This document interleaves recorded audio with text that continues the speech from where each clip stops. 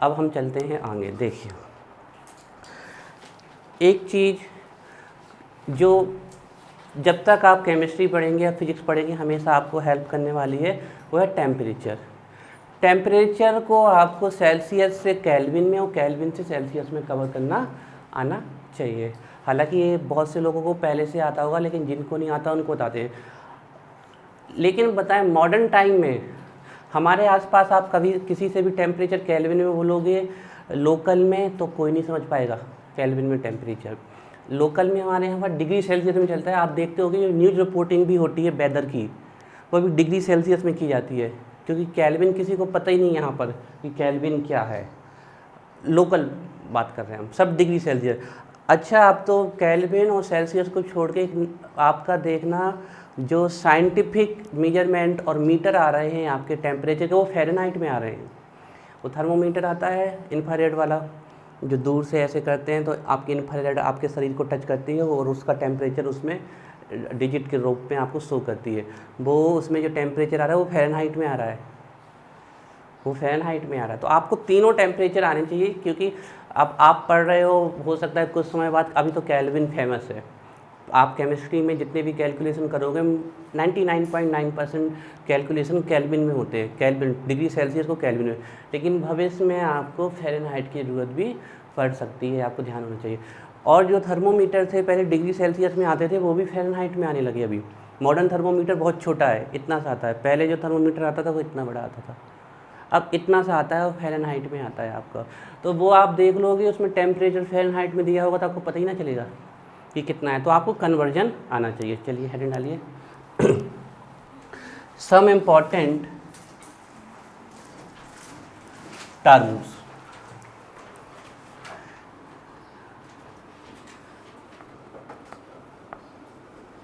Some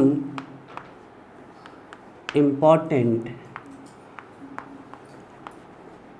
terms related to measurement,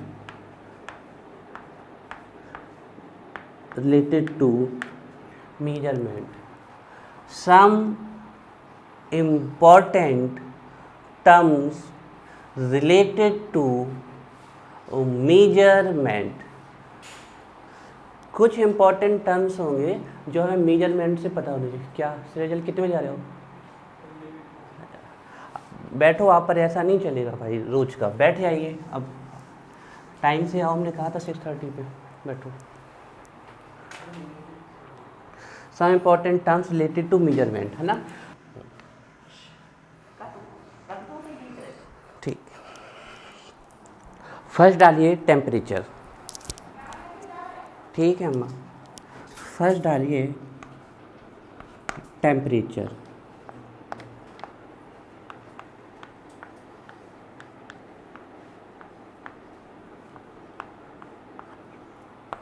temperature, anyone can define the definition of temperature? Are you able to define temperature? अब इसको define करके बताओ थोड़ा सा। भाई आपसे पूछ ले what is temperature. Sir temperature है, बताओ क्या बोलोगे इसे? आप इसको डिफाइन करके बताइए। वो तो इसका हिंदी वर्जन है तापमान, चाइना में कुछ और होगा। Anyone can define temperature. Temperature को आप लोग सभी लोग जानते हैं टेम्परेचर। अच्छा, टेम्परेचर को डिफाइन करना बहुत सिंपल है। हमें कैसे पता चलता है टेम्परेचर? हम फील करते हैं अपने सेंसेस के द्वारा टेम्परेचर को। हमें अभी जैसे हम कहें हमें गर्मी लग रही है, मतलब टेम्परेचर हाई जा रहा है, अप हो रहा है, हॉटनेस बढ़ रही है।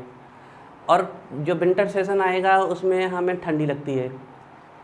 तो टेम्परेचर से हम इसके अलावा और क्या पता करते हैं? दुनिया की और कोई चीज़ तो पता ही नहीं करते, या तो हॉटनेस पता करते या कूलनेस। तो यही जो हॉटनेस का या कूलनेस का जो मेजरमेंट होता है दैट इज कॉल्ड टेम्परेचर। अब ये बात हमें पता थी लेकिन बोल नहीं पा रहे थे हम। चलो लिखिए इसमें टेम्परेचर में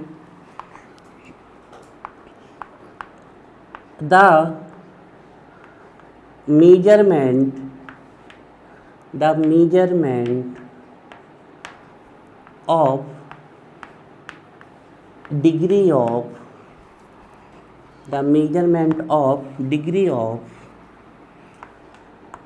hotness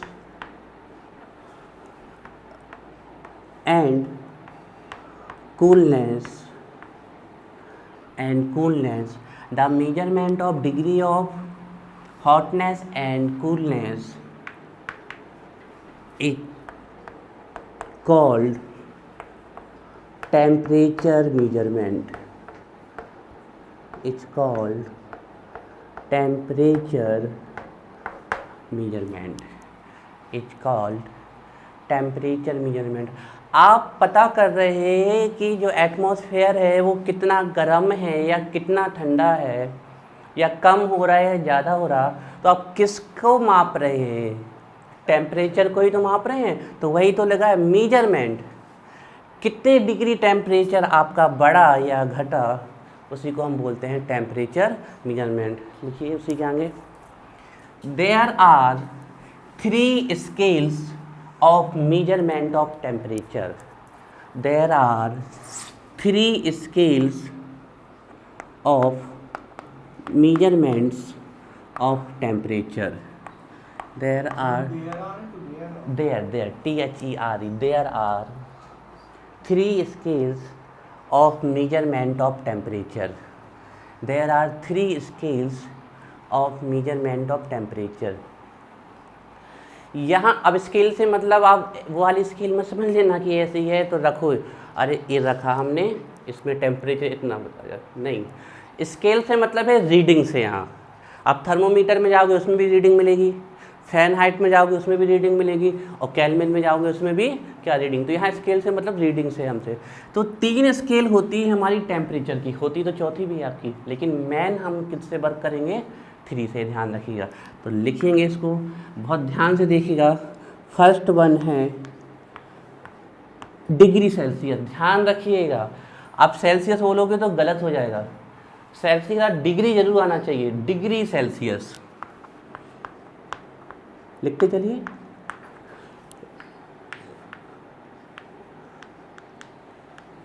डिग्री सेल्सियस।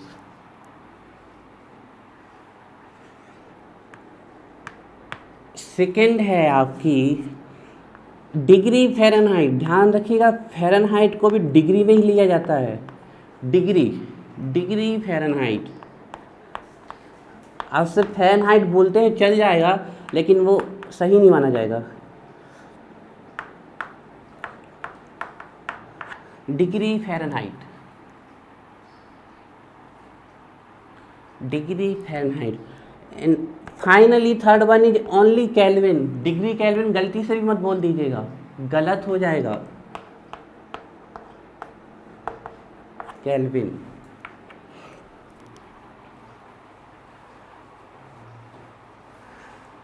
सबसे पहली बात आपको ध्यान रखना है कि जनरली टेम्परेचर मेजरमेंट की पूरे वर्ल्ड में सिर्फ 3 ही स्केल्स हैं, डिग्री सेल्सियस और डिग्री फ़ारेनहाइट। बोलना ज़रूरी है डिग्री। आप बोल दोगे 25 सेल्सियस टेम्परेचर है, गलत माना जाएगा। इसके साथ डिग्री लगाना बहुत ज़रूरी है। और मान लीजिए आपने केल्विन में बोल दिया कि 273 डिग्री केल्विन है, गलत हो जाएगा। ध्यान रखिएगा, केल्विन विथआउट डिग्री मेजर किया जाता है। जब भी वैल्यू डिग्री में होती है तो वो पॉजिटिव भी जा सकती है, नेगेटिव भी जा सकती है, लेकिन विथआउट डिग्री है तो वैल्यू कभी नेगेटिव नहीं जाएगी। तो एक बहुत इंपॉर्टेंट ध्यान रखिएगा, ये पूछ लिया जाता है कि किस स्केल में टेम्परेचर कभी नेगेटिव नहीं हो सकता। ध्यान रखिएगा, केल्विन स्केल में कभी भी टेम्परेचर नेगेटिव में नहीं जा सकता। सबसे छोटा टेम्परेचर जो साइंटिस्ट के द्वारा हाइपोथेटिकली अज्यूम कर लिया गया है वो है 0 केल्विन। इससे कम टेम्परेचर माने हैं ही नहीं। 0 केल्विन का मतलब हुआ -273 डिग्री सेल्सियस। अब आप बताओ, -7 पे तो वाटर पूरी तरीके से फ्रीज हो जाता है। -7 पे वाटर फ्रीज हो जाता है, तो आप सोचें -273 डिग्री सेल्सियस कौन सा टेम्परेचर होगा। हम अज्यूम करना मुश्किल है, इतना ठंडा टेम्परेचर। बड़े से बड़े जो आपके रीजन्स हैं, कोल्ड रीजन है, जैसे अंटार्कटिका हो गया, ग्लेशियर मतलब बर्फ़ के पहाड़ हो गए, वहाँ भी टेम्परेचर मैक्सिमम -60 -70 तक जाता है।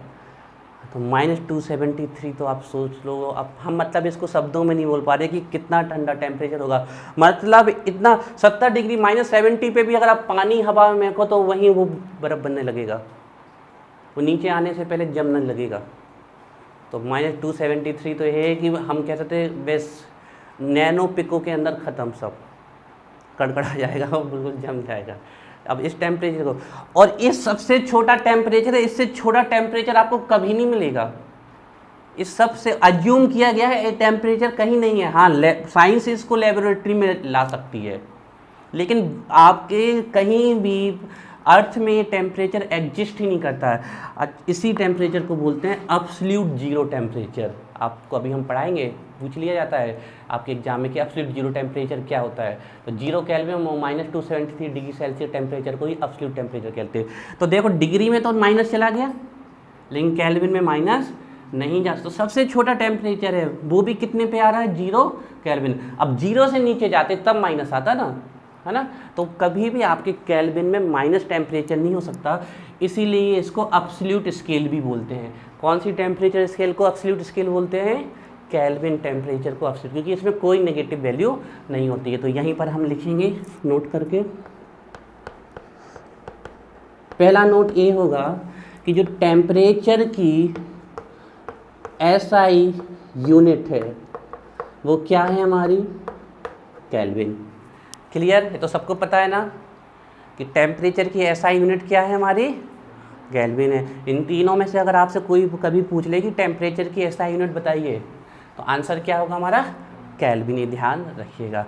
अच्छा, कौन कौन नेगेटिव में जा सकता है, सेल्सियस एंड फ़ारेनहाइट, लेकिन केल्विन कभी नेगेटिव नहीं जा सकता, है ना। सेकंड नोट होगा हमारा, there is no negative value in Kelvin temperature, in Kelvin scale लिखो, है ना, टेम्परेचर नहीं, in Kelvin scale. There is no negative value in Kelvin scale, hence it is called absolute scale of temperature. Hence it is called absolute scale of temperature. There is no negative value in Kelvin scale, hence it is called absolute scale of temperature. ध्यान रखेंगे ना आप कि आपके kelvin में कभी भी negative value नहीं आ सकती, that's why it is called absolute. ऐसा पूछ लिया जाता है आपके एग्जाम में ना, छोटी छोटी बातें हैं आपको ध्यान रखनी है ना। चलिए अभी और आगे बताते हैं कुछ आपको। चलो एब्सोल्यूट जीरो भी हम लिखवा देते हैं ना। एब्सोल्यूट जीरो किसको कहते हैं, इसको नोट कर लो, वैसे वॉइस में हम इसको डिटेल में पढ़ाएंगे, ध्यान रखिएगा। 0 केल्विन और -273, बहुत अथेंटिक लिखना चाहते हो तो ये होता है -273 1 डिग्री सेल्सियस। इसको बोलते हैं absolute temperature, absolute zero temperature. Note कर लो इस वैल्यू को, भविष्य में तो हम पढ़ाएंगे। एब्सोल्यूट जीरो टेम्परेचर बोलते हैं इसको। और कई बार सिर्फ इतना बोल देंगे कि एब्सोल्यूट जीरो किसे कहते हैं, तो इसको कहते हैं 0 केल्विन को, एब्सोल्यूट जीरो। अब ये कैसे लिखा वो भी हम समझाते हैं। 0 केल्विन, ओके नहीं लिखा ना, ध्यान रखिएगा, 0 केल्विन, 0 छोटा बना लो, ये लो 0 केल्विन -273.15 डिग्री सेल्सियस। अब 0.15 को अवॉइड कर सकते हो, ओनली -273 भी लिख सकते हो। इसको बोलते हैं एब्सोल्यूट जीरो या एब्सोल्यूट जीरो टेम्परेचर। ठीक है, ये एक इम्पॉर्टेंट फैक्ट है। ये कैसे कन्वर्ट होगा वो भी आपको हम समझा देते हैं। ठीक है,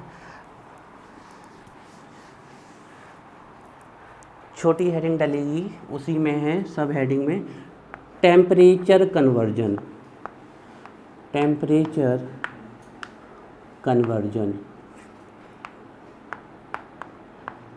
टेम्परेचर कन्वर्जन। बनाइए heading, temperature conversion, temperature conversion. Temperature conversion. तो देखो, वैसे तो हम इस फॉर्मूले को लिखने की कोई ज़रूरत नहीं है, सिंपल सा ध्यान रखिए, इतना सा है सिर्फ। किसी भी सेल्सियस को अगर केल्विन में ले जाना है तो 273 ऐड करना है। आपसे कोई पूछ ले 10 डिग्री सेल्सियस कितने केल्विन, तो 273 ऐड कर दो, 283 केल्विन। लेकिन ध्यान रखिएगा डिग्री हट जाएगी, जैसे ही आप सेल्सियस को केल्विन में ले जाओगे डिग्री हट जाएगी। तो इसके लिए कोई फॉर्मूला बनाने की ज़रूरत नहीं, लेकिन फिर भी कभी भी आपको किसी भी टेम्परेचर को, ठीक है, जो डिग्री सेल्सियस में हो, उसको केल्विन में ले जाना है। टेम्परेचर आपको दिया हुआ है, कोई भी टेम्परेचर आपको डिग्री सेल्सियस में दिया है और आप चाहते हैं कि केल्विन में चेंज हो जाए, तो कुछ नहीं, आपको प्लस कर देना है 273। तो डिग्री सेल्सियस किस में चला जाएगा, केल्विन में। बहुत ऑथेंटिक जाना है, लेकिन हम 0.15 इसलिए अवॉइड कर रहे हैं क्योंकि आप आगे पढ़ोगे तो 0.15 कहीं नहीं लिया जाता है। 100% एक्यूरेट तो 273.15 होता है, लेकिन उसको कहीं नहीं लिया जाता है, इसलिए हमने इतना लिखा है। तो देखिए, आपको समझ में आया कि कभी भी हमें किसी भी डिग्री सेल्सियस टेम्परेचर को केल्विन में ले जाना है तो कितना ऐड करना है। फॉर एग्जाम्पल कोई पूछ ले 0 डिग्री सेल्सियस इक्वल कितना होगा, आंसर क्या आएगा, 273। अरे ये बात समझ में, 273 केल्विन होगा। कोई पूछ ले 10 डिग्री सेल्सियस इक्वल 283 केल्विन, बिल्कुल सिंपल है ना। ठीक है, कोई पूछ ले 25 डिग्री सेल्सियस, ऐड कर ले हम 298 केल्विन। ये वेरी इंपॉर्टेंट टेम्परेचर है 25 डिग्री सेल्सियस, इसी को बोलते हैं रूम टेम्परेचर, ध्यान रखिएगा।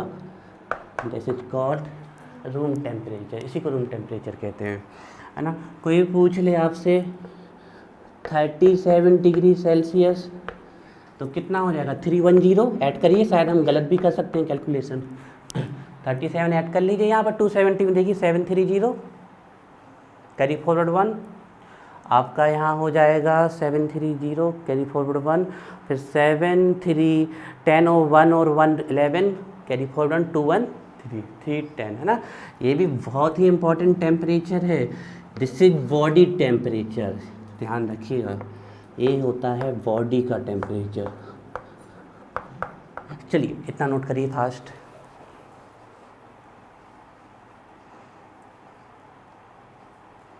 अब फॉर्मूले को याद करने की कोई ज़रूरत नहीं, हमें सीधे याद रखना है कि किसी भी सेल्सियस को केल्विन में ले जाना है, कितना ऐड करना है, 273, डिग्री हट जाएगी, ध्यान रखिएगा। जैसे 0 डिग्री है तो 273 केल्विन, 10 डिग्री है ऐड कर दो 273 में, 283 केल्विन, लिख लीजिए। ये आपके बेसिक्स हैं और हम मानते हैं कि थोड़ा बहुत तो आपको पता था इसके बारे में।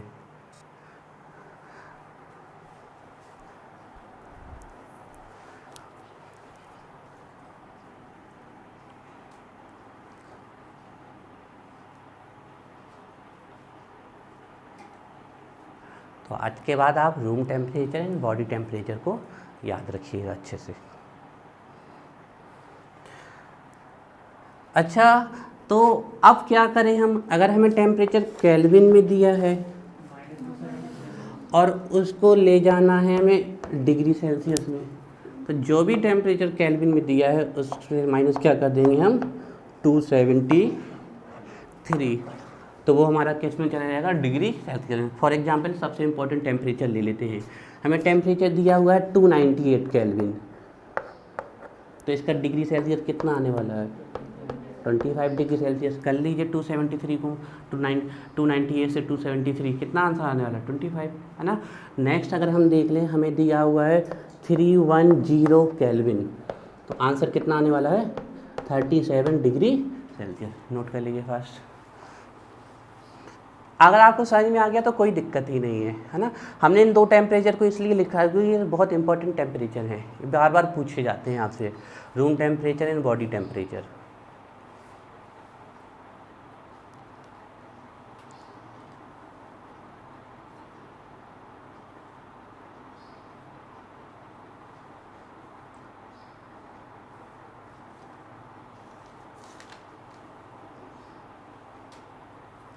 तो देखिए हम आपको बता दें केमिस्ट्री में तो आपको फ़ारेनहाइट की ज़रूरत कभी नहीं पड़ने वाली, ना 11th में ना 12th में। फ़ारेनहाइट में हम चल रहे हैं, इसकी ज़रूरत हर जगह पड़ने वाली है।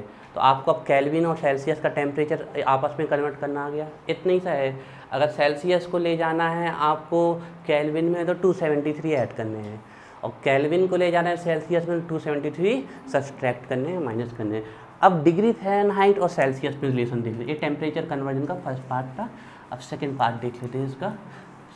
डिग्री फ़ारेनहाइट एंड केल्विन में एंड सेल्सियस में कंपेयर कर लेते हैं।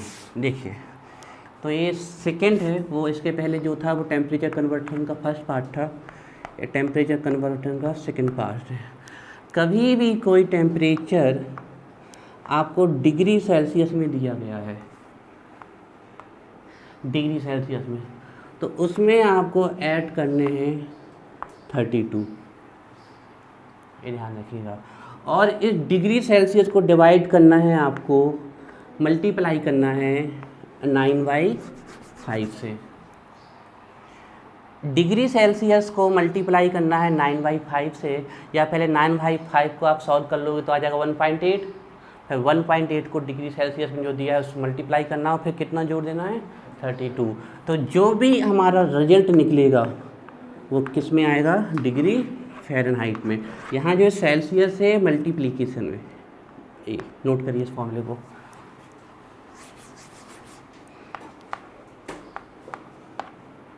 है ना, इसको शॉर्ट में हम ऐसे भी लिख सकते थे 1.8 into degree Celsius plus 32 equal two degree Fahrenheit. इसी को सॉल्व कर लो, 5 1 जा 5, 4 नहीं होगा, डेसिमल रखो, 5 8 जा 40, तो 9/5 मतलब 1.8।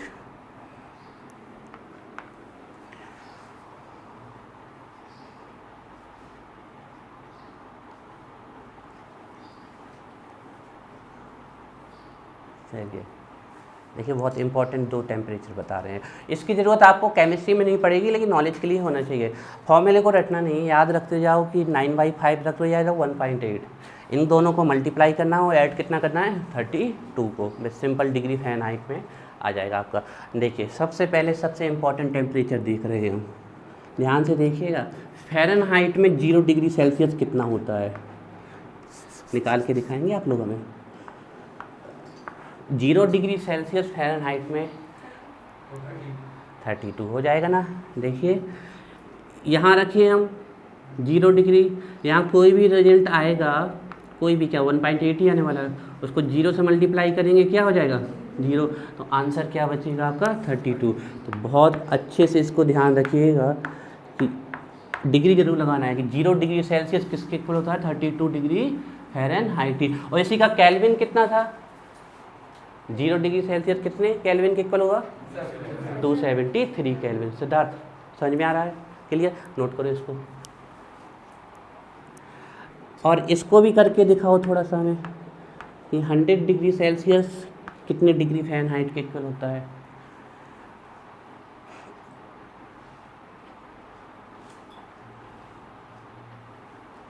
या तो 1.8 से 100 को मल्टीप्लाई कर दो, या फिर यहाँ से पहले 5 से 100 को डिवाइड कर दो, फिर मल्टीप्लाई कर दो। गलत, देख लेते हैं। हाँ 212, हाँ ठीक है, 0.0 चल रहा है। तो कितना आ रहा है 212 डिग्री फ़ारेनहाइट। सबका यही आया, कर लिया सबने कैलकुलेट, कोई दिक्कत तो नहीं कैलकुलेशन में। मॉस्किटो, ठीक है। तो अब देखो हम तीनों स्केल बना रहे हैं यहाँ पर। 100 को यहाँ रख दो, 5 से डिवाइड कर दो, मल्टीप्लाई कर लो, 32 ऐड कर दो, कितना आ जाएगा 212 डिग्री फ़ारेनहाइट। ध्यान रखिएगा डिग्री जरूर लगाना है फ़ारेनहाइट के साथ ना, ये चीज़ ध्यान रखिए। अब देखो हम क्या एक रिलेशन बना रहे हैं आपका, आप लोग भी हमारे साथ बनाइएगा। कम से कम हमें अब इन 3 स्केल में ये वैल्यू पता होनी चाहिए। देखिए degree Celsius, 0 degree Celsius and 100 degree Celsius. ध्यान रखिएगा, जो ये 100 डिग्री सेल्सियस होता है बहुत ही इंपॉर्टेंट टेम्परेचर है। एक क्या है, boiling point of water. Water का क्या है आपका, बॉइलिंग पॉइंट, मतलब इस टेम्परेचर पे वाटर बॉइल होना चालू कर देता है, ये बॉइलिंग पॉइंट ऑफ वाटर है। एंड 0 डिग्री सेल्सियस क्या है, फ्रीजिंग पॉइंट ऑफ वाटर, क्योंकि 0 डिग्री सेल्सियस पे वाटर, 0 डिग्री सेल्सियस के वाटर नीचे चालू करता है फ्रीज होना। यही मेल्टिंग पॉइंट ऑफ आइस है, क्योंकि 0 डिग्री से ही ऊपर जाओगे तो आइस क्या चालू कर देती है, मेल्ट होना। और 0 डिग्री सेल्सियस पे वाटर तीनों फॉर्म में एग्जिस्ट करता है, वो सॉलिड फॉर्म में भी एग्जिस्ट होता है, वो लिक्विड फॉर्म में भी एग्जिस्ट होता है, थोड़ी थोड़ी उससे वाइट वाइट वेपर ही बनती होती है। इसी को तो बोलते हैं triple point. Triple point of water क्या कहलाता है आपका, 0 डिग्री सेल्सियस, क्योंकि इस पॉइंट पे वाटर की तीनों स्टेट पाई जाती हैं। आप 0 डिग्री सेल्सियस से वाटर पे देखोगे तो ना तो पूरी तरीके से लिक्विड होगा, ना पूरा सॉलिड हो गया, सॉलिड बनने के लिए तैयार होगा, और थोड़ी थोड़ी उससे सफ़ेद सफ़ेद वाइट वाइट वेपर भी बनती हुई आपको दिखेगी। इसी को बोलते हैं ट्रिपल पॉइंट ऑफ वाटर। तो ये होता है boiling point of water. Room temperature हम पढ़ ही चुके हैं अभी, है ना। और ये इसको क्या बोल सकते हैं हम, इसको दो तरीके से बोल सकते हैं। ये एक है आपका फ्रीजिंग पॉइंट ऑफ वाटर, मतलब कब है फ्रीजिंग पॉइंट ऑफ वाटर, जब इसके नीचे जाएंगे हम, इसके नीचे वाटर क्या कर देगा, फ्रीज होना चालू कर देगा। और यही है आपका मेल्टिंग पॉइंट ऑफ आइस। हाँ, बर्फ का मतलब अगर हम 0 डिग्री सेल्सियस से ऊपर जाएंगे तो आइस हमारा चालू हो जाएगी मेल्ट होना। ध्यान रखिएगा, ये बहुत ही इंपॉर्टेंट पॉइंट है कि वाटर का फ्रीजिंग पॉइंट और आइस का मेल्टिंग पॉइंट दोनों सेम होते हैं। ये आपको क्लास 12th में भी हेल्प करेंगे 0 डिग्री से। तो अब ये वैल्यू हमें तीनों स्केल में पता होनी चाहिए, तीनों स्केल में हमें इसके आंसर पता होने चाहिए। तो चलिए हम इसको चालू करते हैं तीनों स्केल में। तो डिग्री सेल्सियस में आंसर हमारा लिखा हुआ है। अब डिग्री सेल्सियस को अगर हमें केल्विन में ले जाना है, किसी भी डिग्री सेल्सियस को, तो उसमें कितना ऐड करते चले जाएँ, 270। तो 0 डिग्री में अगर हम ऐड करेंगे 273, तो आंसर कितना आने वाला है, 273 केल्विन। और बहुत ऑथेंटिक बोलना है तो 0.15। तो आपसे अगर कोई पूछे कि केल्विन में वाटर का फ्रीजिंग पॉइंट क्या है, तो आंसर क्या आएगा, 273 केल्विन। तीनों स्केल में पता होना चाहिए। अब चलिए 100 डिग्री सेल्सियस तो ऐड करो, कितना आएगा, 373 केल्विन। तो वाटर का बॉइलिंग पॉइंट अगर आप पता करोगे केल्विन में तो कितना आएगा, 373। ये दो स्केल हो गए। अब बात कर ले फ़ारेनहाइट। फ़ारेनहाइट के लिए रिलेशन क्या होता है हमारा, 9/5 लिखना है, मल्टीप्लाई करना है जो डिग्री सेल्सियस में वैल्यू दी हो, फिर किसको ऐड करना है, 32 को। आंसर किस में मिल जाएगा, डिग्री फ़ारेनहाइट में। तो 0 यहाँ रख दे तो ये वैल्यू 0 हो जाएगी। आंसर कितना आ जाएगा, 32 डिग्री फ़ारेनहाइट। तो देखिए ये सब फ्रीजिंग पॉइंट ऑफ वाटर लिखा हुआ है, लेकिन डिफरेंट स्केल में। ये सेल्सियस में है, ये केल्विन में है, और ये आपका फ़ारेनहाइट में। अब आप यहाँ रख लीजिए 100 डिग्री सेल्सियस को, इसको डिवाइड करो 100 से, 5 से 100 को कैंसिल कर दो, मल्टीप्लाई करो 32, कितना आने वाला है, 212, लेकिन डिग्री फ़ारेनहाइट। तो ये तीनों स्केल साथ में नोट करो, फास्ट जल्दी से नोट करो। तो अब आपको कम से कम इतना पता होना चाहिए।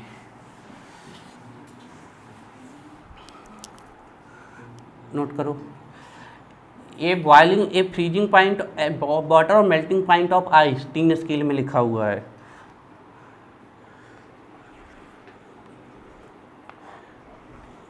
ये आपकी डिग्री सेल्सियस की वैल्यू लिखी हुई है,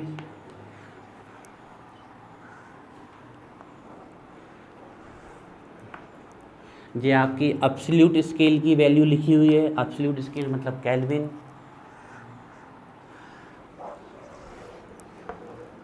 ये आपकी डिग्री फ़ारेनहाइट की वैल्यू लिखी हुई है। ये है आपका फ्रीजिंग पॉइंट ऑफ वाटर और मेल्टिंग पॉइंट ऑफ आइस, और ये है आपका, यहाँ पर है बॉइलिंग पॉइंट ऑफ वाटर। ये वाटर का बॉइलिंग पॉइंट, या तो यहाँ लिख लो या वहाँ, जहाँ आपको लिखना सही लगे, उचित लगे, वैसे लिख लो आप।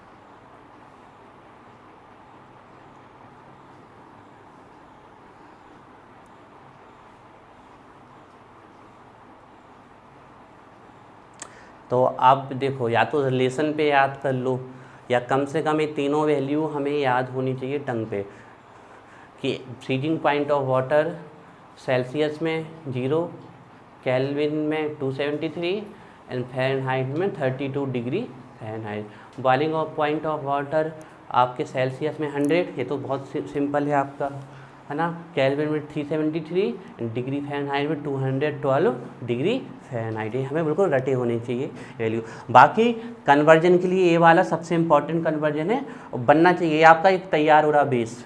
बिल्कुल सिंपली आपको तैयार रहना है कि आपको कभी भी सेल्सियस को केल्विन में ले जाना है, 273 ऐड करना है। एक याद रखो, दूसरा अपने आप याद रहेगा कि अगर सेल्सियस को केल्विन में ले जाना है तो 273 ऐड करना है, तो केल्विन को सेल्सियस में ले जाना है 273 माइनस करना है, बन जाएगी। तो ये हमने अभी टेम्परेचर के बारे में थोड़ा बहुत सीखा। ये तीनों स्केल टेम्परेचर की लिखी हुई हैं आपकी, degree Celsius, kelvin, degree Fahrenheit, ये ध्यान रखिए, ठीक है। अब चलिए नेक्स्ट डालिए, मास एंड वेट। मास और वेट क्या होता है हमारा, mass and weight.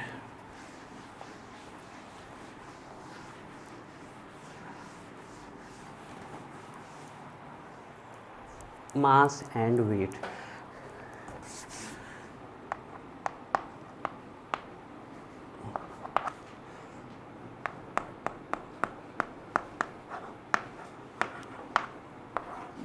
Mass and weight.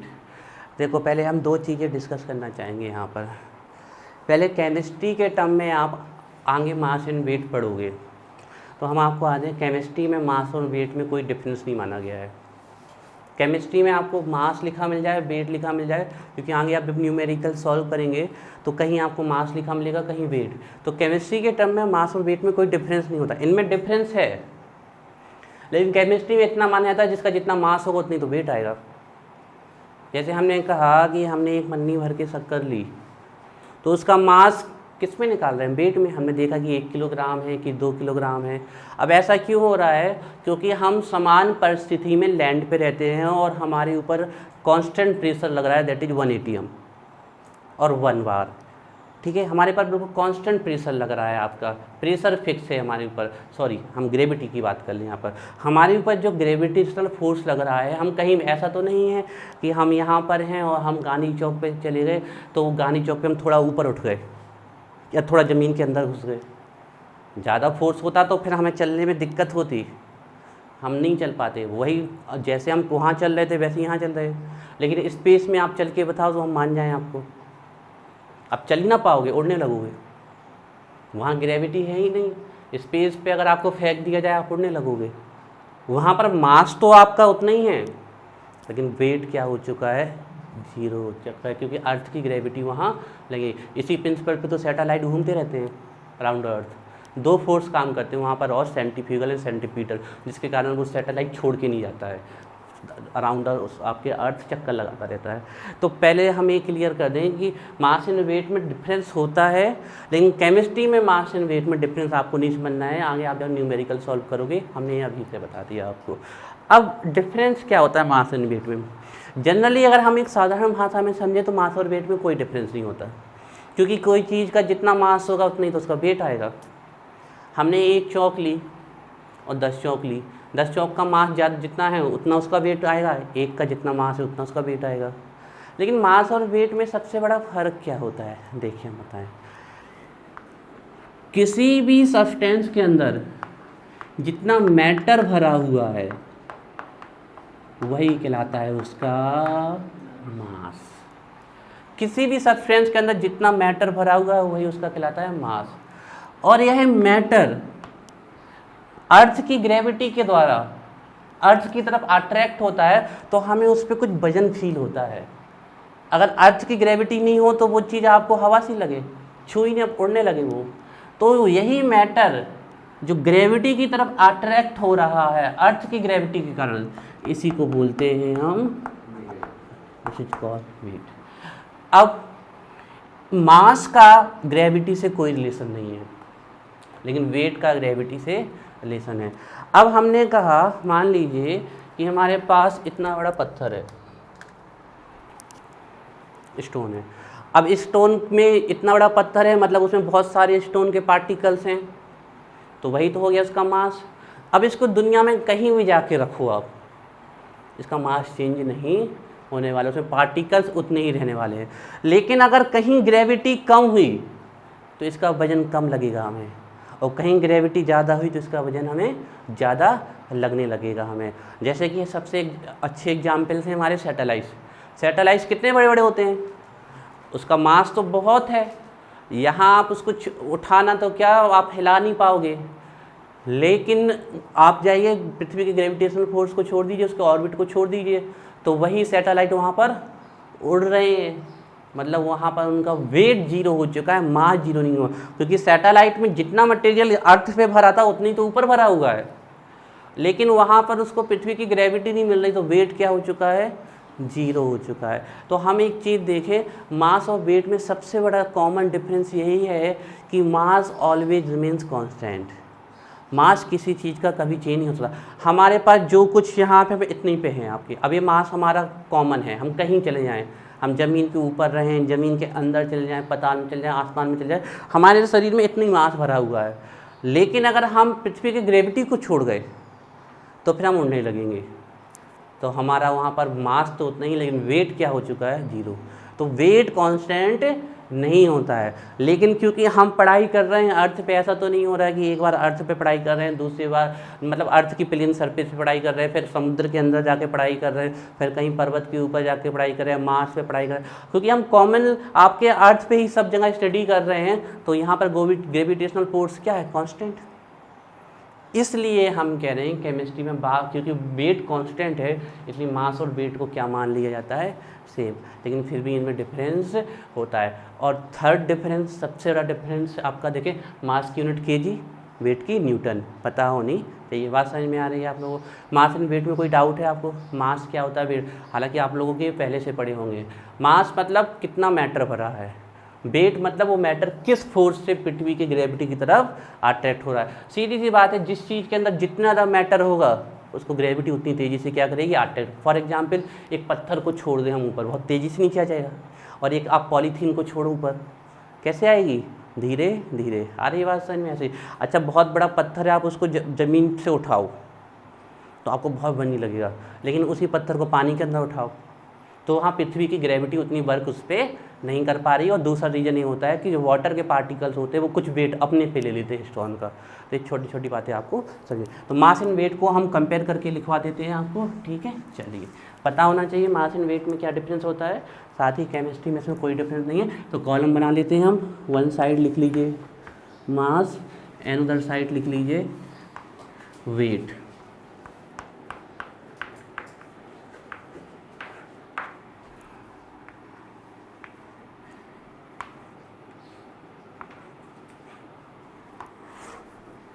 Mass and wait. तो चलिए सबसे पहले हम मास पे लिखते हैं अमाउंट ऑफ मैटर। अमाउंट लिख लें, क्वांटिटी लिख लें, जो आपको बेटर लगे। Amount of matter present in a substance. Substance लिख दें, ऑब्जेक्ट लिख ले, है ना, जो लिखना हो आप, आर्टिकल लिख दें। Amount of matter present in a substance, है ना, ऑब्जेक्ट भी लिख सकते हो आप, substance is called mass. Amount of matter present in a substance is called mass, इसको बोलते हैं mass. Amount of matter present in a substance is called mass, इसको मास बोलते हैं। अब इसी मास पे जो ग्रेविटी लगेगी, जिसके कारण वो सब्सटेंस अर्थ की तरफ अट्रैक्ट होगा, दैट इज कॉल्ड वेट, ठीक है ना। तो वेट में लिखिए द फोर्स, ध्यान रखिएगा वेट वन टाइप का फोर्स है। द फोर्स, वेट फोर्स नहीं कहते हम, वेट का रिलेशन फोर्स से है, ये ज़्यादा सही होगा। द फोर्स बिकॉज ऑफ विच, जिसकी वजह से, the force because of which an object an object attracted towards earth is called weight। अच्छा, थोड़ा सा हम एक लाइन करेक्ट करना चाहेंगे, या फिर करेक्ट ना करके आप इस फोर्स को जानते हैं जो लग रहा है यहाँ पर, वो कौन सा फोर्स है? ग्रेविटेशनल फोर्स है ना। तो इसी को थोड़ा सा लिख लो, ग्रेविटी लिख लो या ग्रेविटेशनल फोर्स। ये जो फोर्स है वो ग्रेविटी है, साइड में कहीं नोट कर लीजिए। ये कोई और फोर्स नहीं है, ग्रेविटी ही है। द फोर्स, या फिर लिख सकते हो the gravitational force. The force because of which an object attracted towards earth is called weight. The force because of which an object attract towards earth is called weight. या आप लिख सकते हो द ग्रेविटेशनल फोर्स, है ना, the gravitational force. The gravitational force because of which an object attract towards earth is called weight, ना। उस force का नाम पता होना चाहिए, उस फोर्स का नाम है ग्रेविटी। ठीक है। क्या मास कभी किसी चीज़ का चेंज हो सकता है? नहीं हो सकता, ऑलवेज रिमेन कांस्टेंट। अच्छा, यहाँ ऑलवेज से मतलब ये है कि अपने आप कभी चेंज नहीं हो सकता।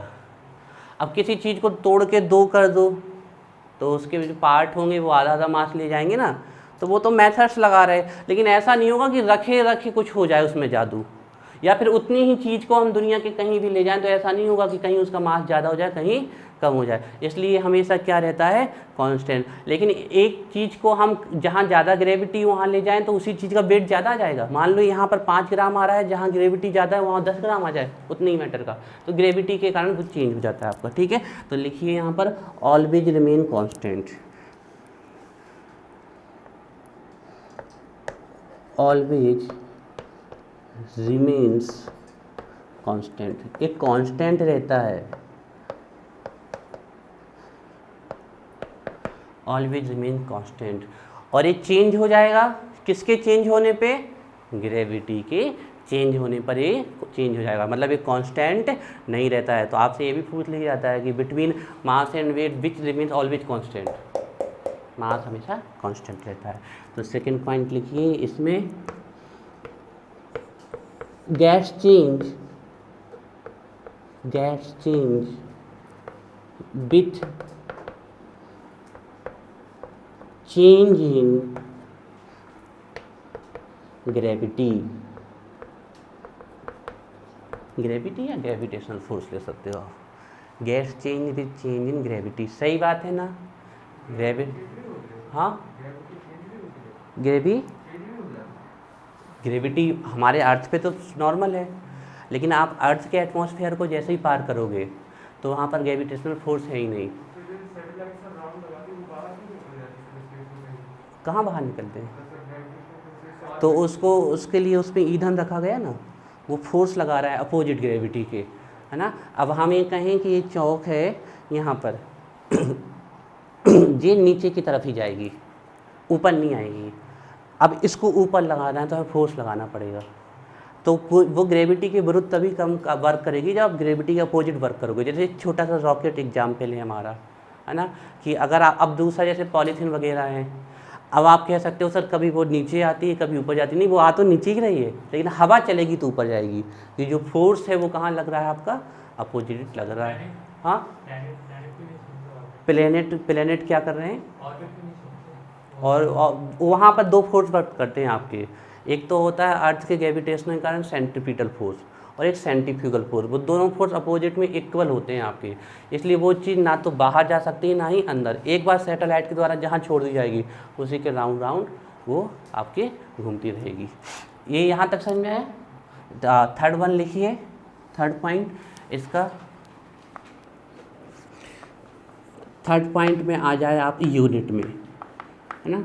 तो आपको तो बहुत अच्छे से पता है मास की यूनिट क्या है, किलोग्राम। हम कौन सी यूनिट लिख रहे हैं? एसआई, है ना। तो इसकी एसआई यूनिट होती है किलोग्राम। और वेट की एसआई यूनिट भी आपको पता होगी, है ना। तो थर्ड पॉइंट हम इसकी एसआई यूनिट देख लें, तो वो क्या होती है, न्यूटन।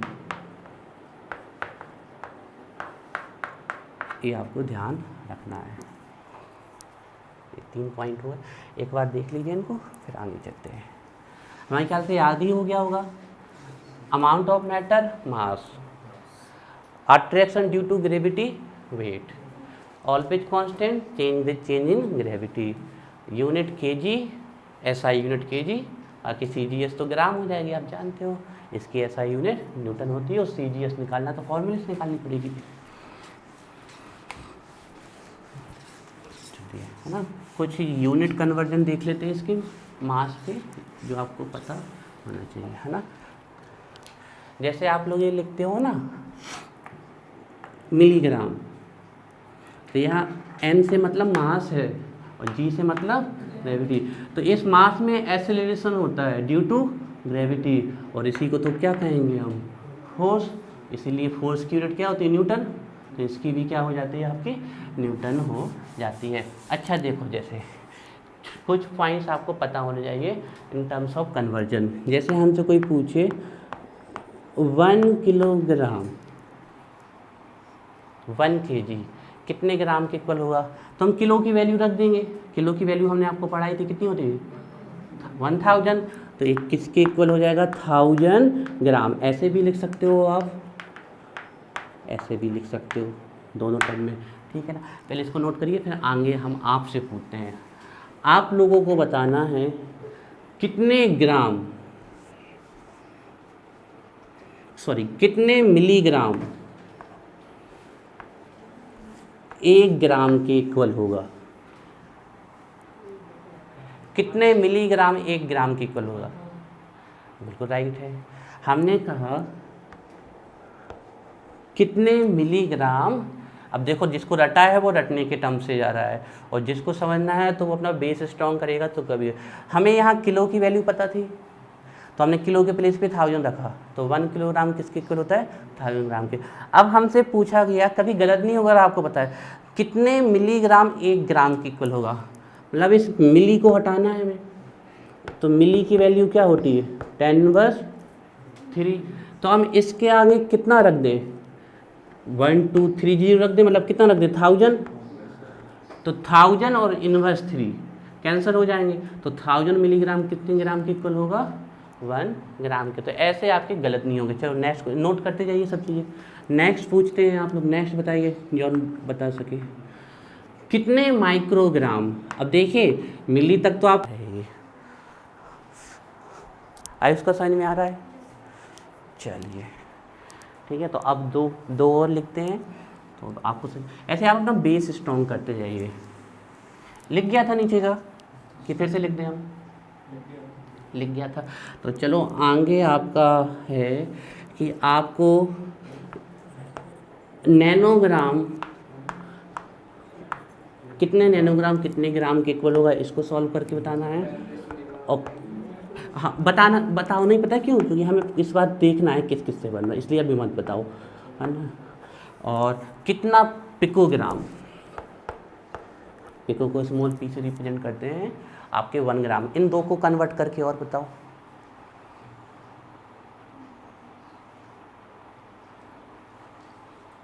अब जिसको नैनो और पिको की वैल्यू पता है उसके तो आंसर तुरंत आ गए होंगे। हो गया सिद्धार्थ, करो। देखें आप लोग सिर्फ रेगुलर आके अगर क्लास में बैठेंगे ना, तो हम गारंटी देते हैं कि आपकी केमिस्ट्री बहुत, लेकिन अगर आप अब गैप करते हो तो फिर कभी पढ़ाई नहीं हो पाएगी।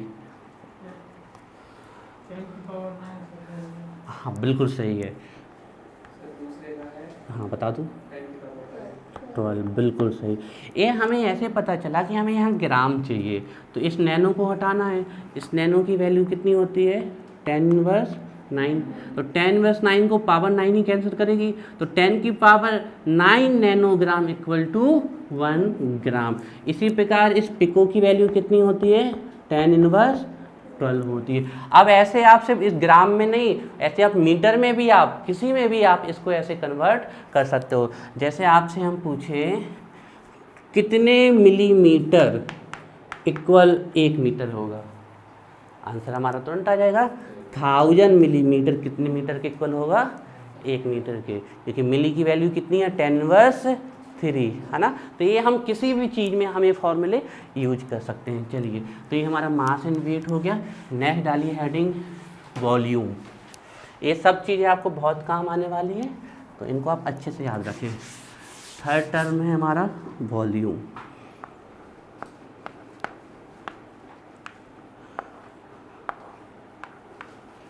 वॉल्यूम देखो, हमने अभी टेम्परेचर सीखा, टेम्परेचर को डिफाइन करना सीखा, उनके यूनिट कन्वर्जन को एक फॉर्म से दूसरे फॉर्म में सीखा, ठीक है। और कुछ स्पेसिफिक पॉइंट्स उसमें कि जैसे रूम टेम्परेचर, बॉडी टेम्परेचर। हम टेम्परेचर को डिफाइन भी कर सकते हैं हम कि डिग्री ऑफ हॉटनेस और कूलनेस का जो मेजरमेंट होता है, that is known as temperature. फिर उसके बाद हमने मास और वेट देखा। तो सबसे बड़ा डिफरेंस ये है कि mass does not depend upon gravity and weight depend upon gravity. तो जो ग्रेविटी पे डिपेंड कर रहा है, तो ग्रेविटी चेंज होगी तो वो भी चेंज हो जाएगा आपका। अब थर्ड है वॉल्यूम। अब वॉल्यूम हम जानते तो हैं कि लेंथ विथ हाइट का मल्टीप्लिकेशन, लेंथ का क्यूब क्या कहलाता है हमारा, एल का क्यूब। डिस्टेंस आप जो भी हैं वो लेंथ विथ और हाइट के फॉर्म में हो सकती है, और तो उसको हम कहते हैं वॉल्यूम। लेकिन इसको डिफाइन क्या करें। अच्छा, आप किसी भी चीज़ की लेंथ, विथ एंड हाइट अगर निकाल लोगे तो आपकी उसकी पूरी जगह पता चल जाएगी। अब हमसे कहा इस कमरे में कितनी जगह है बताओ, तो हमें कोई इसकी ये लेंथ बता दे, ये विथ बता दे और ये हाइट, तो हमें इस कमरे की पूरी जगह पता चल जाएगी। तो हम पता कर रहे हैं कि ये जो हम कह रहे हैं पूरी जगह पता चल जाएगी, मतलब पूरा स्पेस पता चल जाएगा। तो कोई भी ऑब्जेक्ट, जैसे हमने कहा इसने कितनी जगह घेरी है बताओ मैं, तो हम कहेंगे सर इतनी घेरी, लेकिन कैसे निकालोगे, तो हमें इसके लिए इसकी लेंथ बता दो कितनी है, विथ बता दो कितनी है और हाइट, हम तीनों को मल्टीप्लाई कर देंगे तो हमें पता चल जाएगा इसने कितनी जगह घेरी है। तो यही जो हम निकाल रहे हैं, यही तो क्या होता है, वॉल्यूम होता है। तो वॉल्यूम होता क्या है, अगर कोई पूछ ले तो कोई भी चीज़ जो स्पेस कवर करती है, दैट इज कॉल्ड वॉल्यूम। ध्यान रखिएगा, लिखिए इसमें स्पेस ऑक्यूपाइड लिख लीजिए या कवर लिख लीजिए, जो आपको लिखना हो। Space occupied by a substance, substance लिख लें, मैटर लिख लें, ऑब्जेक्ट लिख लें, आर्टिकल लिख लें, जो आपको अच्छा लगे, है ना। इस पे नहीं फंसना है, ये सभी एक ही चीज़ के फॉर्म है। ये वैसा ही हो गया कि हमने कहा भारत में रहते हैं, किसी और दूसरे ने कहा कि हम हिंदुस्तान में रहते हैं, तीसरे ने कहा मध्य प्रदेश में रहते हैं, चौथे ने कहा पन्ना में रहते हैं, पाँचवें ने कहा बेनीसागरमुल्ला। फाइनली हम करीब आ गए, लेकिन हमारा आंसर वही था कि हम यहाँ भारत में या हिंदुस्तान में रहते हैं। तो आप जैसे सब्सटेंस बोल दो, मैटर बोल दो, है ना, एलिमेंट बोल दो, ऑब्जेक्ट बोल दो, आर्टिकल, वो मैटर के ही तो फॉर्म है सब, बस छोटे बड़े रूप बोल रहे हो आप। तो स्पेस कवर्ड और space occupied by a substance matter is called volume, is called volume, उसी को हम बोलते हैं वॉल्यूम। ठीक है, सबसे पहले हम वॉल्यूम की एसआई यूनिट देख लें। तो एसआई यूनिट ऑफ वॉल्यूम क्या होगी आपकी, मीटर क्यूब, ये होगी इसकी मीटर क्यूब, इसकी एसआई यूनिट होगी। अब देखो सबसे इम्पॉर्टेंट चीज़ आप लोगों को पता, जैसे हम पूछें आपसे 1 लीटर कितने डेसीमीटर के इक्वल होता है, बता पाओगे आप लोग? ये रिलेशन बहुत आने वाला है आपका कंसंट्रेशन टर्म्स में, बहुत न्यूमेरिकल्स आते हैं कंसंट्रेशन टर्म्स में। हम सिर्फ 11th के हिसाब से नहीं बता रहे, हम ओवरऑल डिस्कशन कर रहे हैं आपसे कि आपके 11th में भी हिंट देंगे, ये 12th में भी आपको बहुत हेल्प करने वाले हैं सब टॉपिक। सोल्यूशन चैप्टर में तो ये टॉपिक अगर नहीं पता तो कर ही नहीं पाओगे इसको सॉल्व। देखिए पहले हम आप